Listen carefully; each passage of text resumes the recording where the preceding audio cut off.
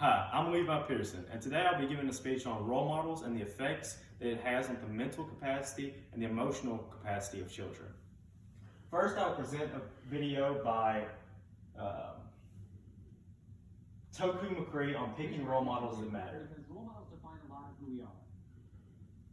So we use comparisons as a way to define who we are. And role models provide a powerful comparison, a template, if you will. Role models also help us understand the world. Their lives give us a sense of direction as well as the terrain we might encounter along the way. And role models help us understand the future.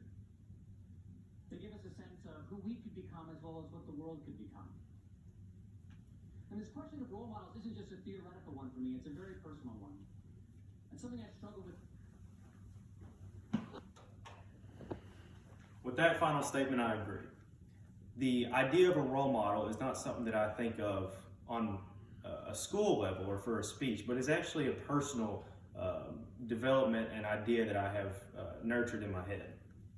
So before I start off my speech, I would like to say what a role model is. Well, according to aacap.org, a role model is someone who serves as an example by influencing others and serves an interest or shows an interest in other people.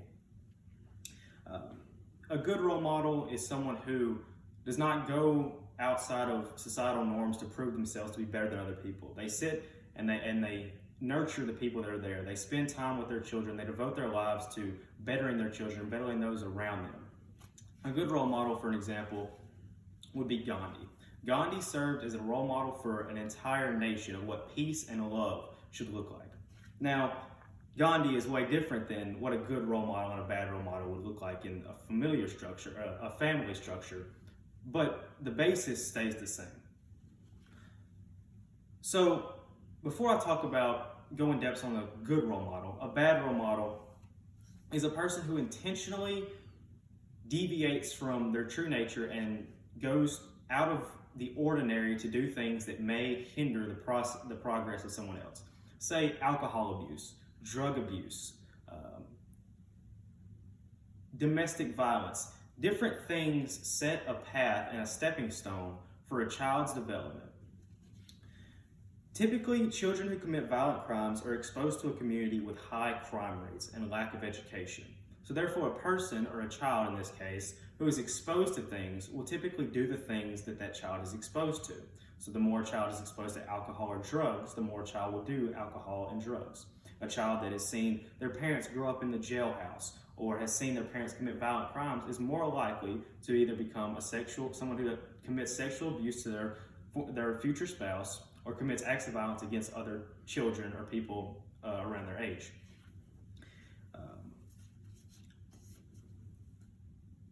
At the age of 5, 90% of a child's brain is developed. That's according to wordsalive.org.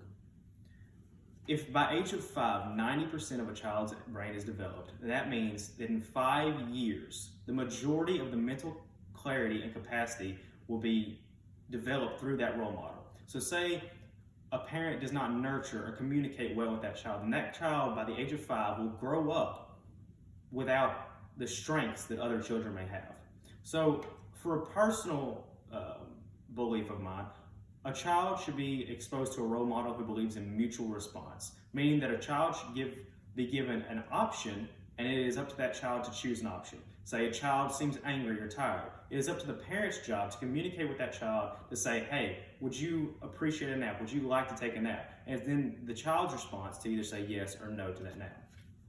So in conclusion, a good role model is someone who stays consistent with what they believe, stays devoted to a person, and stays righteous on the path that they've set for themselves. Now that we've talked about a good role model, I would like to go to a bad role model. A bad role model is someone who intentionally defies societal standards or laws such as no use of drugs or DUIs, situations such as that might influence a child's emotional and mental development and what a child sees and may one day do.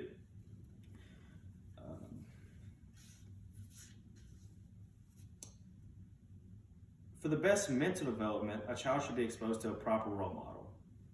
So without the exposure to a proper role model, these bad role models will take over and therefore expose the child to something that it should not be exposed to. When a child sees their parents have, say, dropped out of high school, then it's more likely for that child to then drop out of high school similar to the grades that their parents dropped out of.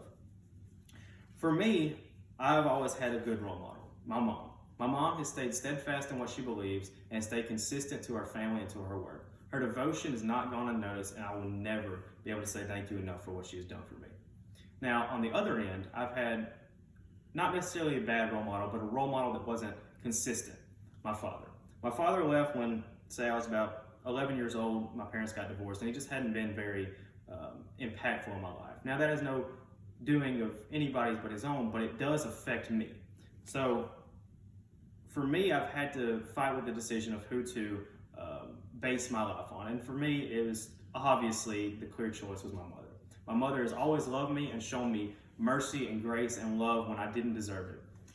So, I can never, ever say thank you enough.